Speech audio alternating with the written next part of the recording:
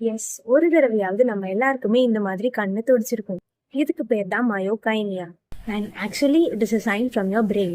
நம்ம எமோஷனலாக டவுனாக இருந்தாலும் சரி, நம்ம ஐஸை ரொம்ப ஸ்ட்ரெயின் பண்ணி அதிகமான ஸ்க்ரீன் டைம் இருக்கப்பவும் சரி, இல்லை நம்ம ரொம்ப நேரம் தூங்காமல் இருக்கிறதுனாலும் நம்ம பிரெயின் எப்போலாம் ஸ்ட்ரெஸ்ட் அண்ட் டயர்டாக ஃபீல் ஆகுது அப்போலாம் ஒரு ஸ்டிமுலையை இது ப்ரொடியூஸ் பண்ணும். ஸோ அந்த மாதிரி ப்ரொடியூஸ் ஆகிற ஸ்டிமுலையை நம்ம பாடியில் இருக்கிற எல்லா மசில்ஸும் டாலரேட் பண்ணிடும். ஆனால் நம்ம கண்ணில் இருக்கிற இந்த பர்டிகுலர் மசில் ரொம்பவே சென்சிட்டிவ் ஆனது.